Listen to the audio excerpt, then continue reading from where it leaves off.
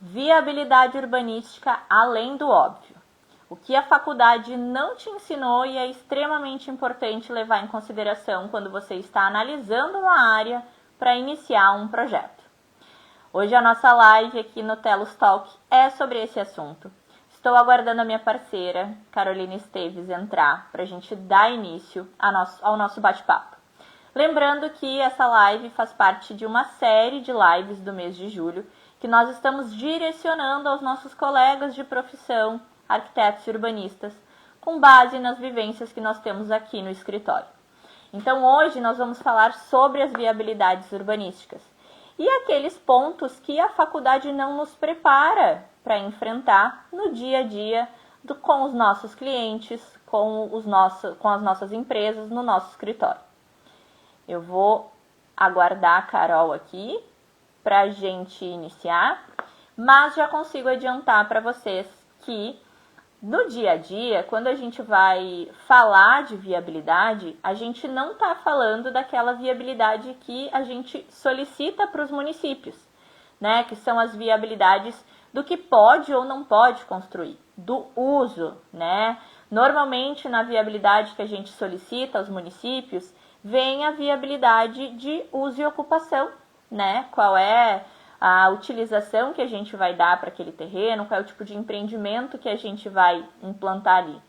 Não estamos falando dessa viabilidade, né? Estamos falando realmente de uma viabilidade que sustenta o empreendimento do início ao fim, levando em consideração outros pontos além do que pode ou não pode ser construído e além daqueles índices que nós, arquitetos e urbanistas, estamos acostumados a considerar, né? Que são a taxa de ocupação, índice construtivo, taxa de permeabilidade ou de impermeabilidade, dependendo do município. Então é sobre isso, é esse o assunto que nós vamos abordar aqui hoje. Vou verificar aqui a Carol, só para aceitar, eu vou continuar conversando aqui com vocês. Oi, Carol! Oi! Oi, Fran, tudo bem? Que bom estar aqui de novo, mais uma quinta de live aqui da Telos. Seja bem-vinda.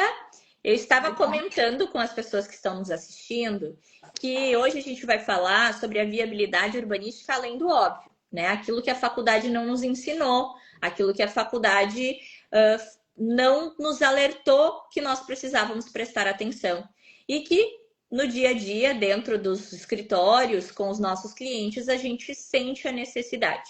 Então, eu estava explicando para o pessoal que a viabilidade urbanística, além do óbvio, não é aquela viabilidade que a gente solicita para as prefeituras, por exemplo, que é o documento que vai dizer o que pode ou o que não pode ser construído ali. Quando a gente está falando de uso, né, a viabilidade vai te dizer se aquela área tem vocação residencial ou comercial.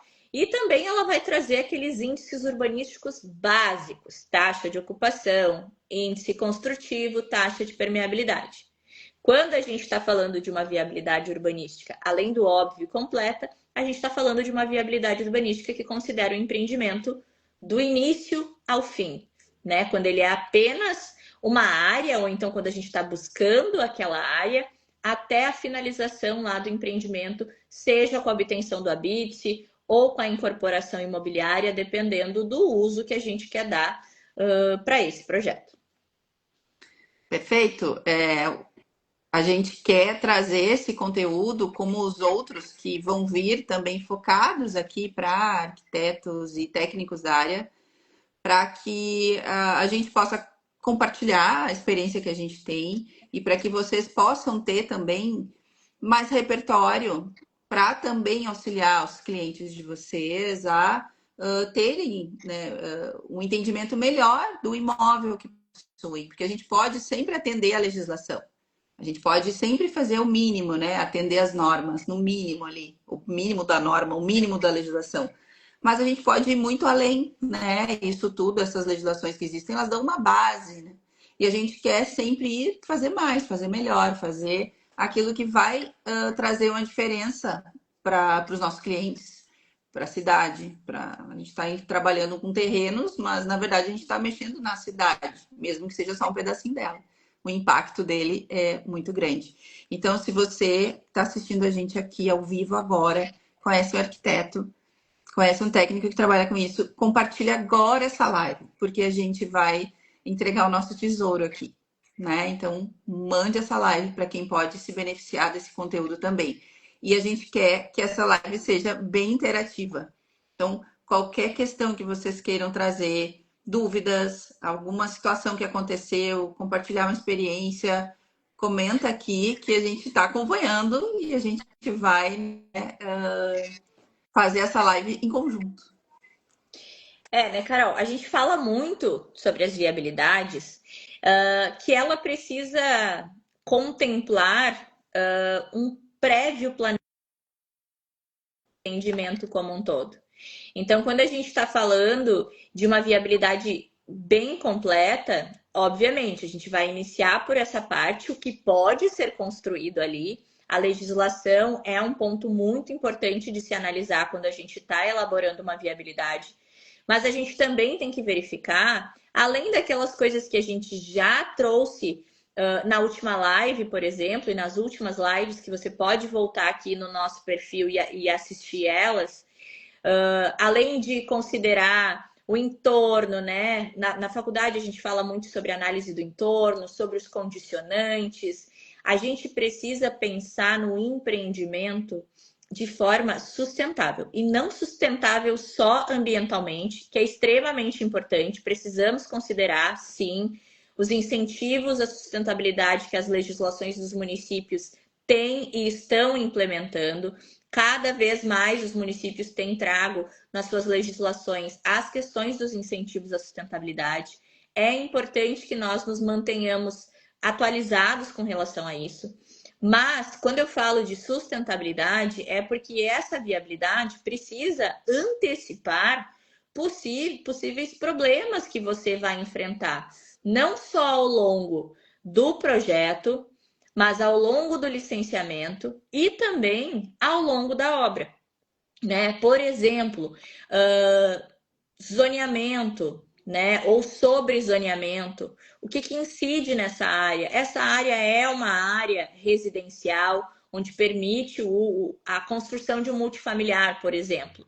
Ok, mas existe algum sobrezoneamento nessa área? Essa área é de interesse de patrimônio histórico? Essa área tem alguma peculiaridade de mobilidade? Existe algum incentivo previsto na legislação para essa área? Existe algum plano no município de qualquer política pública que englobe esse terreno? De terrenos mais centrais, né? Quando a gente está falando de terrenos bem incorporados ao traçado do município, ou não existe. Por que eu estou trazendo esse ponto? Porque esses são pontos que vão interferir não só na concepção inicial do projeto, na aprovação do projeto e também durante a obra, né? Porque muitas vezes áreas onde incide, por exemplo, questão de patrimônio histórico, né? O seu terreno pode estar vazio, mas se ele está numa área que incide interesse de patrimônio histórico, você vai precisar ter a aprovação do órgão e também você vai precisar fazer um acompanhamento, né? Durante toda a execução dessa obra com relação a isso. E isso é algo que a gente percebe que alguns colegas não estão acostumados quando chegam, né, quando se deparam com algo assim. Ou então deixam essa informação passar na viabilidade e isso vai afetar diretamente o cronograma da obra, o cronograma do projeto, o cronograma do licenciamento e, inclusive, os investimentos, né, o desembolso em cada uma dessas etapas. Franciele, mas eu estou acostumado a fazer casa unifamiliar. Isso também interfere, né? Independente da obra que você vai realizar nessa área, o seu cliente ele precisa ter um cronograma de quanto tempo essa obra vai durar, de quanto tempo vai ser a aprovação do projeto, quanto tempo você vai demorar para elaborar esse projeto, né? Por isso que é importante, mesmo antes de você aceitar, né, um cliente, você ter plena certeza de qual é o cronograma do seu trabalho. para que o seu cliente também entenda, né, quais são os prazos envolvidos.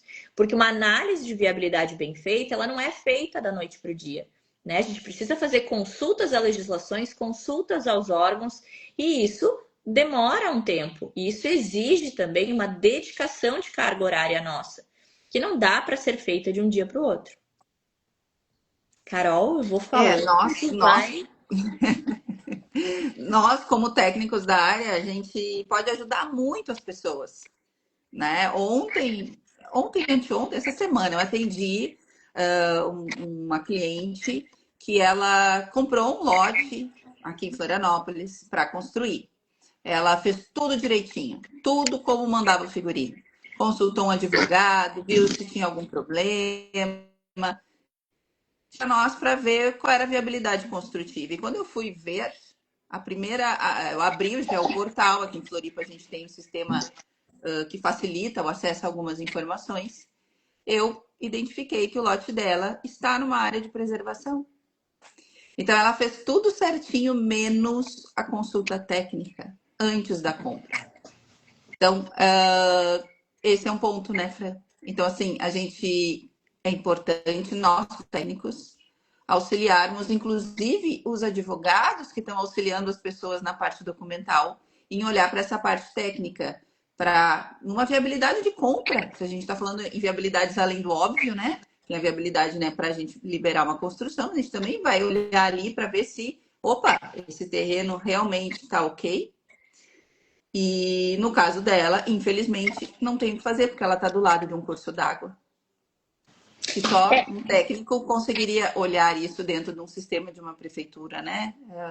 Ou outro profissional que já teve habilitação. Nós vamos fazer um vídeo sobre isso, para ensinando todo mundo a usar o geoportal e ver se está numa área de APP, porque aqui em Floripa não dá mais para construir ou vender ou comprar lote em área de preservação. E lembrando assim, Carol, né? Quando a gente está falando dessa viabilidade, que ela precisa ser uma viabilidade bem completa, a gente não está querendo dizer que o arquiteto urbanista ele precisa saber tudo de tudo. Eu vou dar um exemplo para vocês. Aqui no escritório, a gente trabalha com legalização de edificações e a gente desenvolve o projeto de as-built do hidrossanitário. Mas, dependendo da adequação que é necessária nesse esgoto, a gente tem equipe parceira que desenvolve todo o estudo técnico para aquela estação de tratamento de esgoto necessária, para aquele sistema necessário. Então, você, como arquiteto, não precisa saber tudo de tudo, mas você precisa saber orientar o seu cliente o que ele vai precisar durante o processo dele de projeto, de licenciamento de obra. Nós temos clientes aqui no escritório que são incorporadoras, né? E a gente trabalha prestando assessoria e consultoria para essas incorporadoras. Justamente nisso. Olha, vocês vão precisar de tal profissional. Temos esses e esses parceiros. Vocês vão precisar, em tal momento, desenvolver esse estudo. Né? Esse estudo envolve esse desembolso. Esse estudo é necessário antes de tal etapa. Isso é um bom planejamento do empreendimento. E o planejamento do empreendimento, ele começa na viabilidade. E reforçando o que a gente falou lá no início, não é só aquela viabilidade fornecida pela prefeitura, que no caso de Floripa, ela é automática e são 2 viabilidades, né? Na verdade, são 3. É a viabilidade ambiental, a construtiva e a que você vai colocar ali o KNAI de operação, que ele vai te dizer se é permitido ou não. São essas 3 viabilidades que a gente consegue emitir no geoportal. Mas em outros municípios, como São José, Palhoça, que são municípios que estão aqui do nosso lado, posso citar outros municípios do Rio Grande do Sul, né, para os nossos espectadores aqui que são do Rio Grande do Sul. Novo Hamburgo funciona assim, Estância Velha funciona assim, São Leopoldo funciona assim, Porto Alegre funciona assim. É aquela viabilidade que você solicita e os técnicos da prefeitura te enviam. Essa é uma viabilidade muito preliminar e que ela vai te trazer um resumo do que o plano diretor e o código de obras dizem, de uma forma mais organizada e estruturada. Não é dessa viabilidade que nós estamos falando. É de uma viabilidade que vai servir como passo inicial, o pontapé inicial para o planejamento do empreendimento. Seja ele uma edificação unifamiliar, seja ele uma edificação multifamiliar, seja ele um prédio voltado a serviços, né? Você vai precisar fazer esse planejamento, porque na construção civil, tempo é dinheiro. E isso, para quem está desenvolvendo a construção, o empreendimento, é extremamente importante, né? E tudo começa na viabilidade. Exato. Então chegou um cliente com um terreno. A gente acessa o sistema, vamos, né, ir para essas cidades que já têm o sistema automatizado, como é o caso de Florianópolis. Emitimos as viabilidades que precisam, aquelas que estão disponíveis no sistema. Ali a gente tem números, tem índices, tem taxas, tem algumas restrições indicadas, né? Então a gente tem os dados, números. E a gente precisa traduzir isso e traduzir para o cliente, obviamente, mas também traduzir para a gente mesmo. Fazer um raciocínio em cima dessas informações. Indo além disso, que é a proposta, né, da nossa conversa, a gente tem nas legislações algumas formas de melhorar os índices, né, Fran? Que eu acho incrível isso quando a gente entrega essa informação para o cliente. Taxa de ocupação, né? Quanto que a gente pode ocupar num lote? Existem algumas estratégias que a Fran vai explicar para nós, uns pontos aqui de Florianópolis, mas que também tem em outros municípios, em que a gente pode aumentar o índice, aumentar a altura, aumentar um pouco mais do que pode ser construído no terreno. Como é que a gente pode dar essa dica, Fran? Eu gosto de começar a explicar que um projeto ele é muito específico de quem está desenvolvendo, né? Seja da equipe técnica envolvida, seja do incorporador.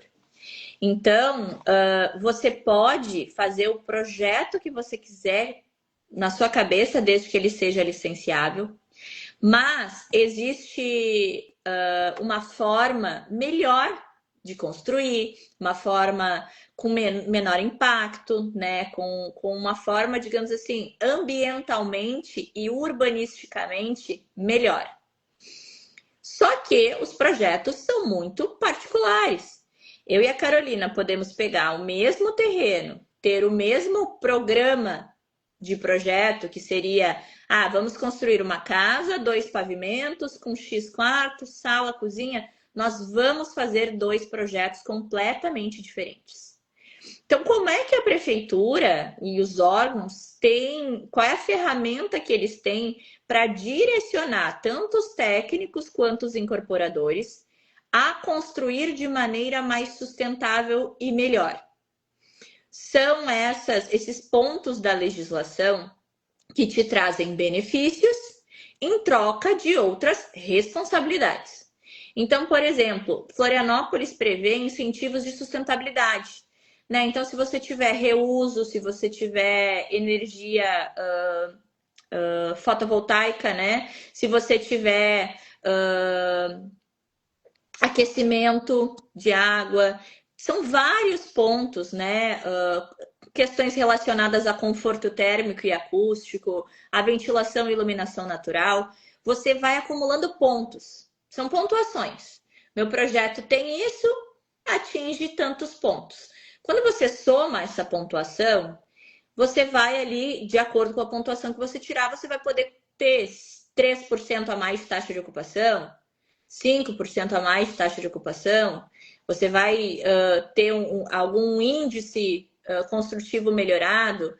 Temos também a questão das outorgas, que são previstas desde lá do Estatuto da Cidade de 2011, né? Que você pode comprar índice, você pode fazer troca com o município, e isso vai te dando direito a construir mais.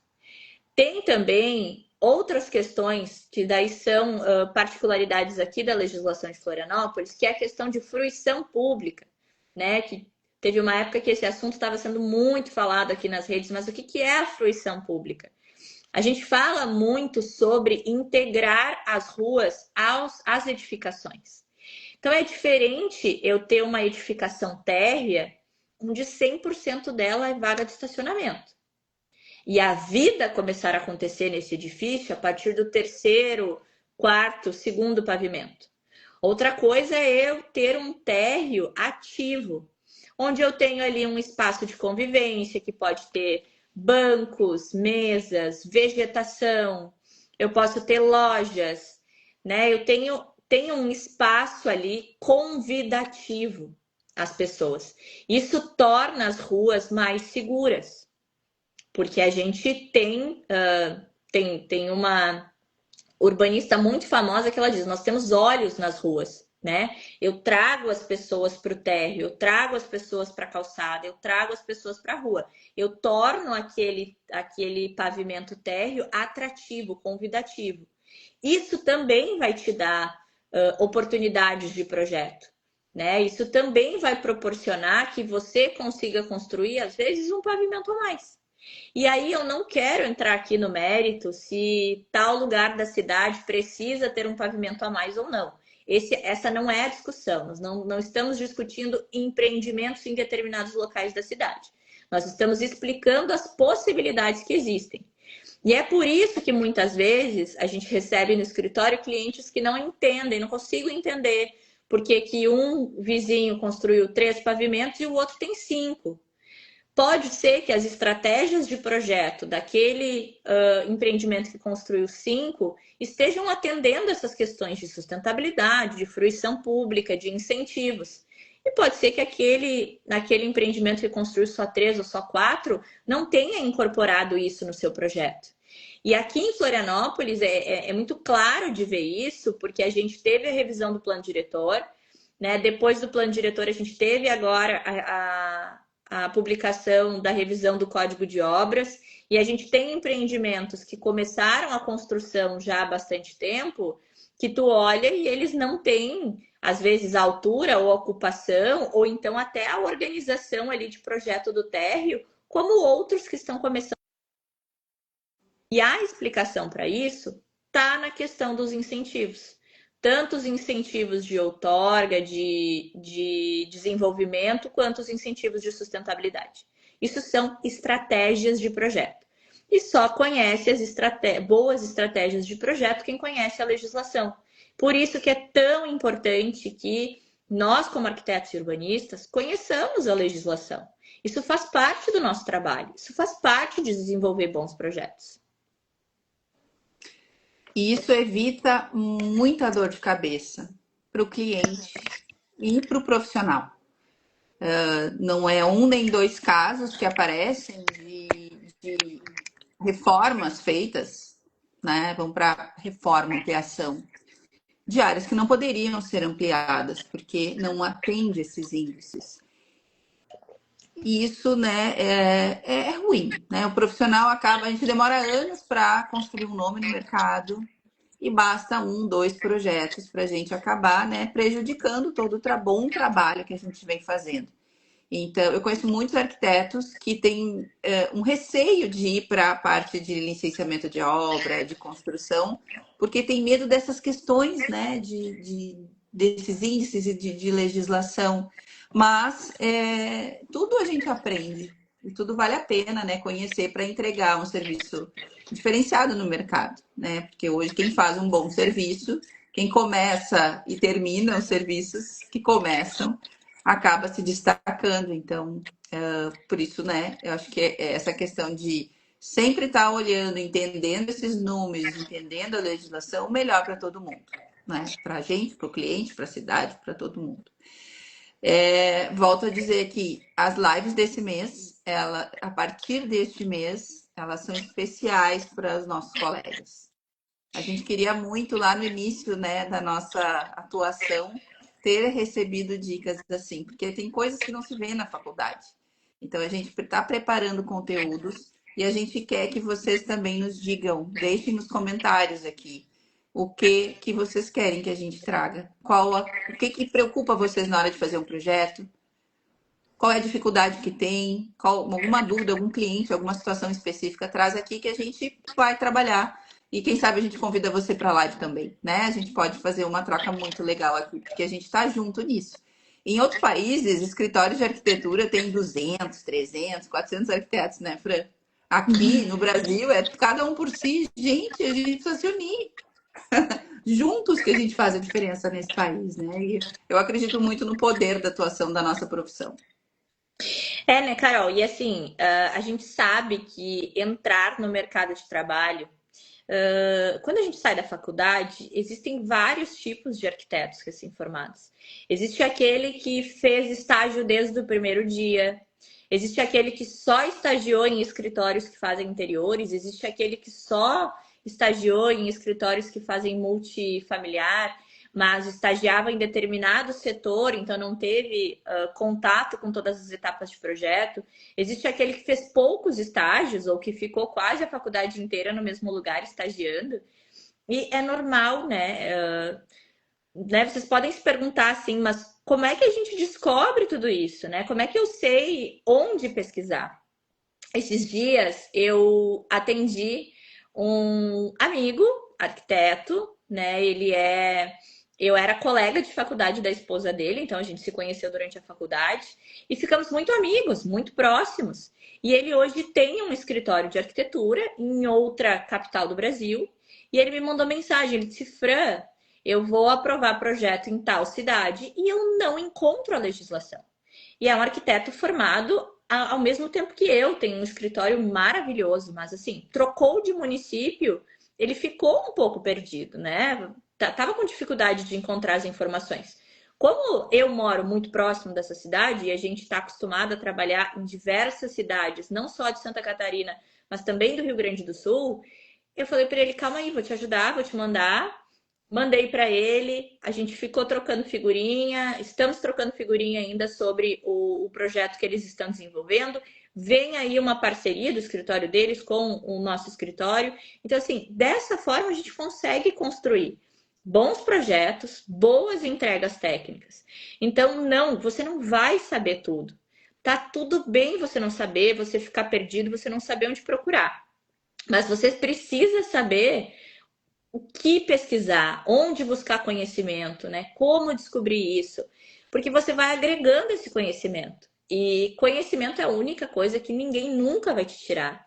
A gente fala muito sobre isso aqui no escritório, principalmente nas nossas reuniões com o time de arquitetura, né? Com as arquitetas ou então com os acadêmicos de arquitetura.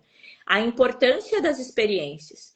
Então, a Carol se formou antes de mim, teve experiências que eu aprendi com ela. Mas eu, apesar de me formar depois que ela, eu trabalhei em locais e tive experiências que ela não teve. Então a gente troca muito isso. Assim como as arquitetas que trabalham com a gente e os arquitetos que trabalham com a gente têm outras experiências, né? É muito enriquecedor quando a gente divide o conhecimento para poder multiplicar soluções. Então, você não precisa saber tudo. A gente não sabe tudo. Mas hoje a gente tem uma aptidão de conduzir, de gerenciar equipes de projeto, que faz com que a gente tenha um conhecimento um pouco mais abrangente da. Como é que tu fala, Carol? Do empreendimento? Me fugiu a palavra? Não sei qual que tu quer Que dizer. é do início ao fim. A gente Ah, é, do tem início ao fim. É. A gente tem a gente tem um domínio maior, né, dos empreendimentos, do que é necessário, das etapas, dos órgãos, De todo o ciclo, né? É. do Uhum. ciclo do empreendimento como um todo. E isso não existe uma pós-graduação que te ensine, não existe uma determinada cadeira optativa da faculdade que vai te trazer isso. O que vai te trazer isso é o dia a dia do trabalho. É conviver com outros profissionais que tenham outras experiências, que tenham outras aptidões, inclusive. Eu tenho colegas que foram minhas colegas de faculdade, que eu fiz trabalhos em grupos com elas, que hoje a aptidão delas não é a legislação. Elas são muito boas em outro determinado nicho da arquitetura. E quando elas precisam de algum determinado serviço para algum determinado cliente, elas vão lá, elas procuram, elas fazem parceria, elas contratam uma consultoria e assim nós vamos nos ajudando. O que não dá para acontecer é o que a gente já viu diversas vezes, de chegar num ponto que o profissional precisa abandonar o projeto, ou abandonar o cliente, ou o cliente precisa abandonar o profissional, porque surgiram tantos problemas, tantas coisas que não foram solucionadas, que aquela relação desgastou. E aí é frustrante para o profissional, né? Porque ninguém está se dedicando ao seu trabalho para chegar num momento desses. E é frustrante também para o cliente, né? Que esperava alguma outra coisa. Uma coisa é os dois chegarem à conclusão de que aquela, né? A minha entrega era até aqui, o que tu esperava de mim era até aqui, e agora outra equipe vai assumir. Outra coisa é quando a gente chega num ponto de desgaste. E para esse desgaste não acontecer, você precisa estar preparado. E estar preparado não é saber tudo, mas saber onde buscar aquilo que você não sabe, o apoio que você precisa, né? A orientação que você precisa, que é o que nós fazemos aqui na Telos, né? Hoje mesmo de manhã eu estive em reunião com um novo parceiro que vai agregar os nossos clientes, que vai agregar a Telos, que vai trazer soluções que a gente está procurando, que vai trazer o atendimento de excelência que a gente preza. Então, parcerias são fundamentais. Só que como que eu vou saber quais são os parceiros que eu vou precisar? Através de uma boa viabilidade feita. Porque a viabilidade vai prever isso. A viabilidade vai te dizer em qual etapa do processo você vai precisar de cada uma daquelas especialidades, de cada uma daquelas aptidões. E talvez não seja nenhum profissional que vai desenvolver um projeto, mas um profissional que vai dar uma consultoria, que vai olhar o que já foi feito até aquele momento e vai dizer: está no momento de observarmos isso, né? Porque prever as coisas, quando a gente está falando de um empreendimento, quanto maior o empreendimento, mais importante isso. A gente prever as etapas, prever os próximos passos, né? Ter sempre no horizonte o final, a entrega daquilo que vocês estão trabalhando. Acho que esse é um bom resumo da viabilidade além do óbvio, né, Carol? É um bom resumo. E vocês sabem por que a gente está falando disso? A gente tem muita experiência com isso. A gente atua aqui em mais de 30 municípios, entre Rio Grande do Sul e Santa Catarina. A gente tem em REURB, né, que são projetos de regularização urbana, mais de 60 núcleos, fora os processos individuais aí, que já passam de 250. A gente tem muito processo finalizado entregue. A gente tem mais de 80 mil metros quadrados em licenciamento de obra, em aprovação de projeto. 40 mil metros quadrados em obra construída, né, Fran? A Fran tem muita experiência com edifícios em altura, multifamiliares. Então, a gente tem um repertório, a gente já passou por vários perrengues, como até a gente falou, né, em outros momentos. E a gente pode compartilhar isso, porque a gente quer que o mercado se qualifique. A gente tem a intenção de que a gente vê muitas pessoas falando mal dos arquitetos e procurando outros profissionais para fazer coisas que nós temos habilitação para fazer e somos muito bons para fazer. Então, vamos juntos nessa, né? Vamos junto compartilhar. Estou querendo muito receber aqui algum caso para a gente construir um material específico. Obviamente que é muita gente e a gente não vai conseguir, talvez, conversar com todo mundo e tirar as dúvidas individuais, mas mandem, porque daí a gente monta material a respeito disso, né? E pode trocar uma ideia também, tá? Espero que a gente consiga realmente ajudar a transformar aí, né, o nosso mercado com esse trabalho que a gente está fazendo. E é um prazer fazer essa construção, né, Carol? Porque, como tu falou lá no início, né, nós queríamos que muitas pessoas tivessem nos dito certas coisas para que a gente pudesse errar menos, né? Já erramos, já tivemos que bater cabeça para procurar solução, mas sempre encontramos um caminho, né? E eu acho que isso é importante, assim.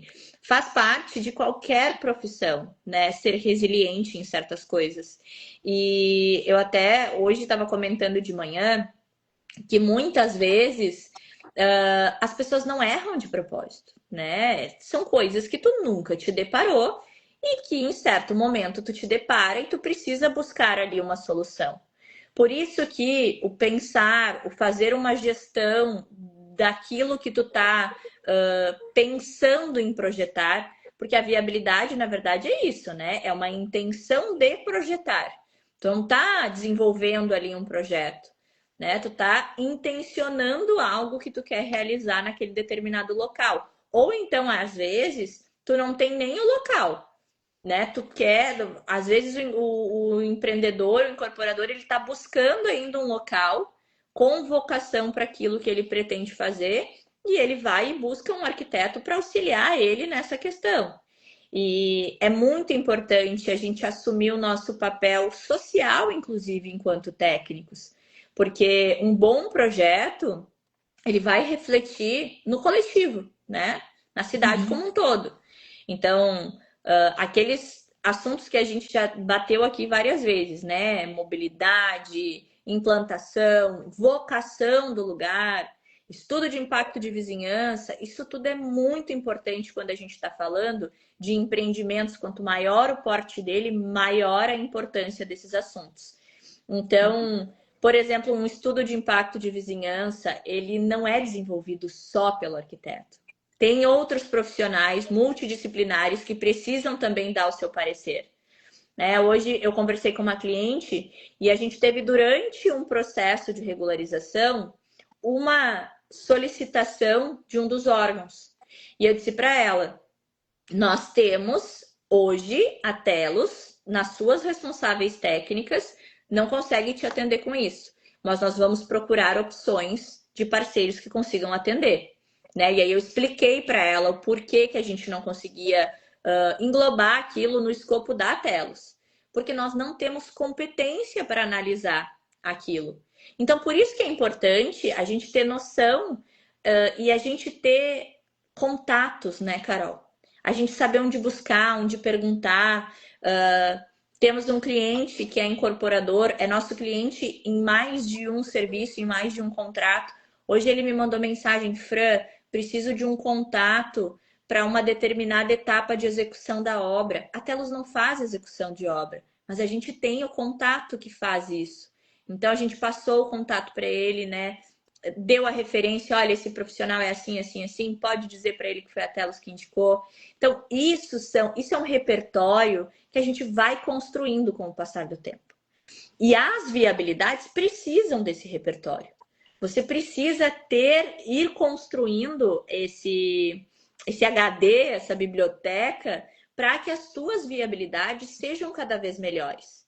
Porque senão vai chegar em um determinado momento que você ou não vai prever algo, ou a expectativa do cliente era uma e você não conseguiu atender, ou então você, como profissional, tinha a expectativa de que aquilo ia ser um trabalho pontual, um trabalho rápido, e não é. E a gente sabe que nós, como arquitetos, a gente trabalha pra caramba. É extremamente importante o nosso trabalho.